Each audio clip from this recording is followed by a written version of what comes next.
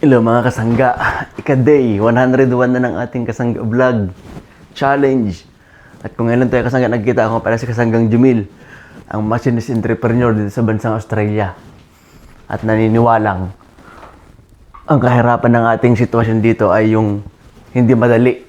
Dahil most of the time, puso-pusan tayo magtrabaho.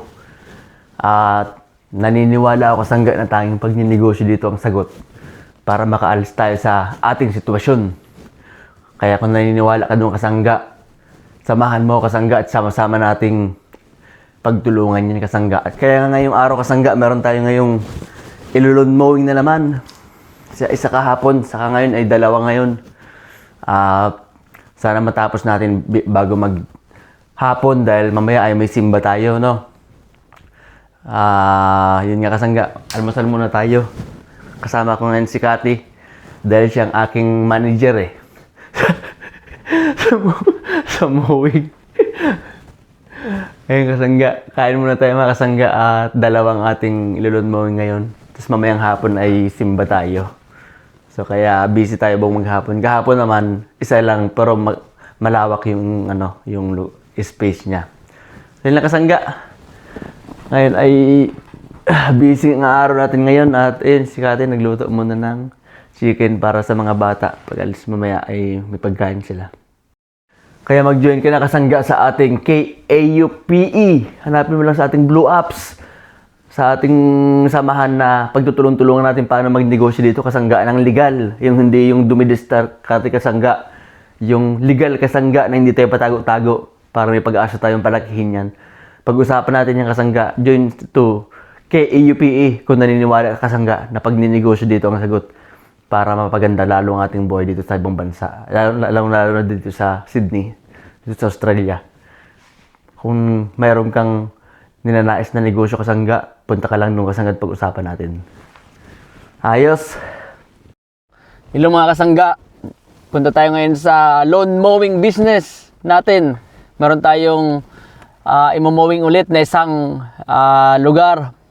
Kaya linggo ngayon, kailangan natin matapos na maaga dahil mamaya magsimba tayo. Tara! Nandito na nga tayo mga kasangga sa site ng ng ating pagmumowingan. Itong area na to, hindi to. Doon tayo sa may loob pa ng bahay sa may likod. Nandun yung ating imomowing. So siguro mga isa't kalating oras lang to 2 hours ang ating gagawin doon. Sa loob na yon. Hello mga kasangga, nandito na nga tayo mga kasangga sa ating mowing site. Ito yung back door ng bahay. Ito yung gagawin natin, imumow natin yan. Papunta doon sa may harap na yon. Yan lahat yung damo na linisin natin yan. Yun doon sa may palibot ng Tara, let's go.